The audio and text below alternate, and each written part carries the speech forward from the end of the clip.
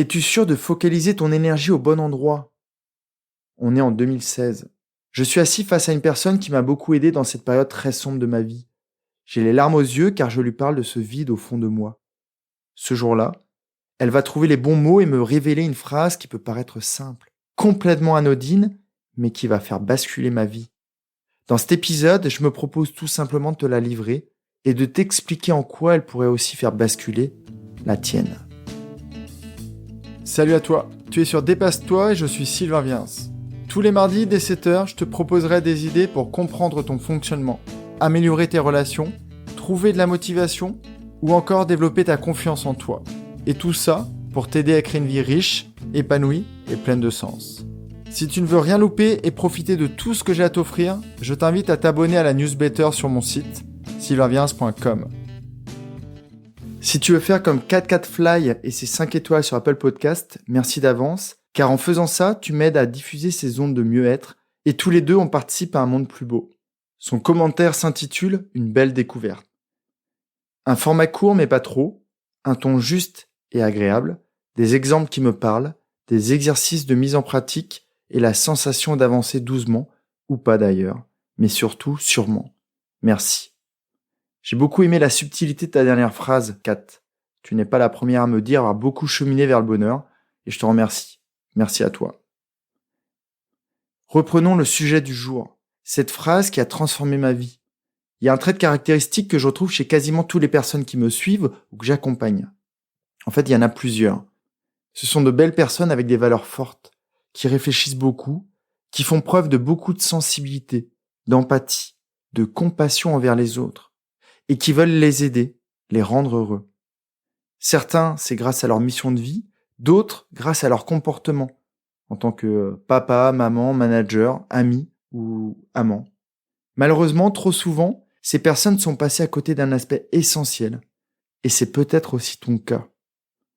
Avant de t'offrir cette phrase qui, j'en suis sûr, va te parler, je vais te redonner un peu le contexte. On est en 2016. J'ai quitté mon ancien job qui aurait satisfait une très grande proportion de la population. Tous les indicateurs de ma vie étaient au vert. Pourtant, je suis assis dans ce fauteuil clair, couleur chair, très confortable. J'ai une bibliothèque sur ma droite avec beaucoup d'ouvrages sur le bien-être mental, la méditation, la compassion. À chaque rendez-vous, j'en attrape un différent. Et là, lors de ce rendez-vous, je ne vois que la personne en face de moi. Elle est blonde et a un regard rempli de bienveillance. Je suis focalisé sur nos échanges. Je n'entends même pas les travaux de la rue ou les voitures qui y passent. Je lui parle de ma vie, de ma sensibilité, de ce sentiment de différence, de tout ce que je traverse et surtout de mes objectifs. Comprendre ma colère et remplir ce vide en moi, retrouver du sens. En face de moi, cette femme me questionne, comme je le fais aujourd'hui en séance pour aller chercher en profondeur. Là où peut-être toi, tu n'as pas forcément le réflexe d'aller, quand le problème te concerne. Je me rappelle de ce moment comme si c'était hier. Je me vois face à elle. Elle me regarde avec son regard plein de douceur. Elle écoute attentivement mes réponses. En l'occurrence, comme je te l'ai dit, on fouille ce vide en moi. Je lui explique mes comportements de la vie de tous les jours. J'entends encore mes phrases. Je suis juste un homme simple qui cherche toujours à aider les autres, qui cherche toujours à rendre les autres heureux. Ma petite fille, ma conjointe, ma mère, mes amis. Je suis juste un homme qui fait son maximum pour créer du bonheur autour de lui. Quand je me répète ces phrases, aujourd'hui, je me demande comment je n'ai pas trouvé la solution plus tôt. Mais à l'époque, j'étais dans le burk. Et puis elle me dit un mot, enfin plutôt 2 mots qui vont me terrasser. 2 mots qui vont me faire poser un genou à terre. 2 mots qui vont me mettre une claque mentale.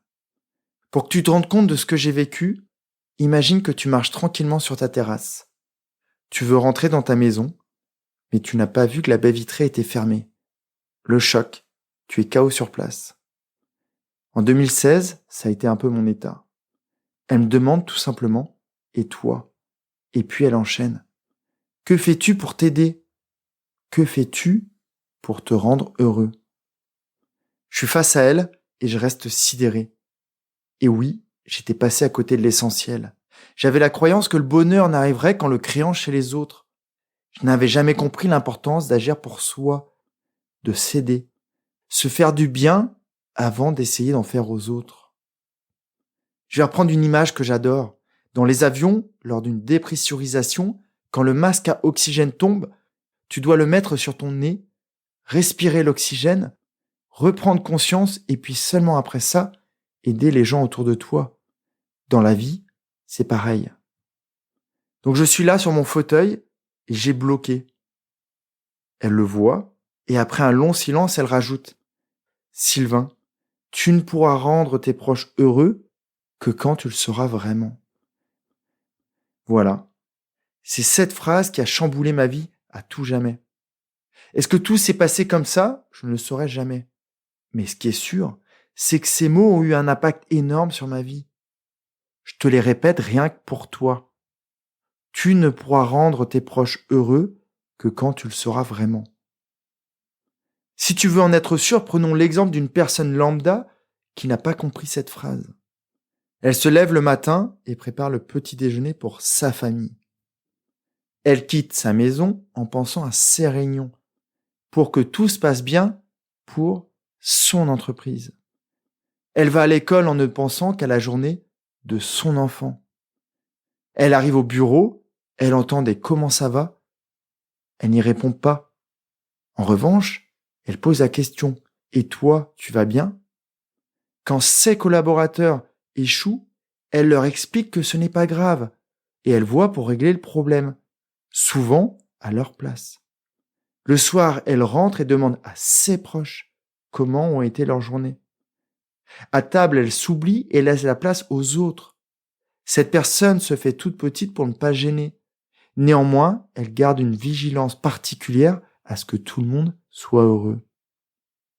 Le soir, elle se couche après avoir bien rangé la maison pour que ses proches aient un bel environnement. Elle anticipe peut-être aussi les machines du lendemain pour que tout le monde autour d'elle soit bien habillé. En fin de journée, elle est tellement épuisée qu'elle se couche sans rien faire pour elle, car elle a trop donné, tellement donné aux autres. Ou alors elle se force à faire quelque chose pour elle, mais ne respecte pas son besoin de sommeil. Inconsciemment, elle se couche avec l'idée « je serai heureux si les autres autour de moi le sont ». Mais ça ne marche pas. C'est quelque chose qui peut faire du bien de voir les autres souriants, mais ce n'est pas suffisant. C'est génial de donner, d'offrir son temps, d'aider les autres, mais ce n'est pas suffisant. Cette même personne a sur sa table de chevet un livre, Prendre soin de soi. Elle le lit à travers sa grille de lecture qui est faussée, et donc elle n'applique pas. Elle écoute ses amis qui lui disent de prendre soin d'elle, mais elle ne les entend pas. Alors que faire? Si tu t'es reconnu, comment peux-tu faire toi pour te recentrer sur toi? C'est avoir ce petit déclic et comprendre que pour rendre les personnes heureuses autour de toi ou les aider via ton activité, tu dois être heureux, tu dois t'aider. Prendre soin de toi, c'est peut-être détruire la croyance que tu es responsable du bonheur des autres. Même si peut-être plus jeune, tes parents te disaient « sois gentil, sinon maman ou papa sera malheureux ». Ce n'est pas simple. Toi, tu as pris conscience et tu vas décider de changer. Mais pour qu'un système change, tout le monde doit participer. Donc la première étape est d'expliquer à ton entourage. Ne fais pas de suppositions. Dans la majorité des cas, ils comprendront ta belle intention. Et si ce n'est pas le cas, ce n'est pas de ta responsabilité, c'est de la leur. Tu ne les feras pas changer, mais tu peux leur montrer que prendre soin de toi, ça t'aide à aller mieux.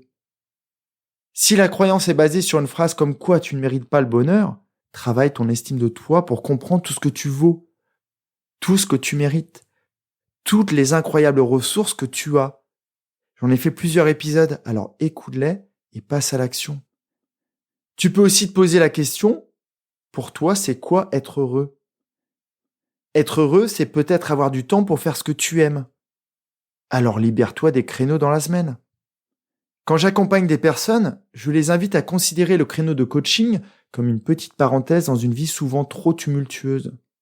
C'est une heure où l'on parle que d'elles, où elles se questionnent dans un cadre de bienveillance pour trouver des solutions. Accorde-toi du temps, Offre-toi des temps rien que pour toi. Trouve des activités qui te font du bien. Est-ce que c'est aller te balader dans la nature? Te poser dans le canapé avec un bon disque? T'offrir un massage? Te payer un cours de golf? Faire une sieste?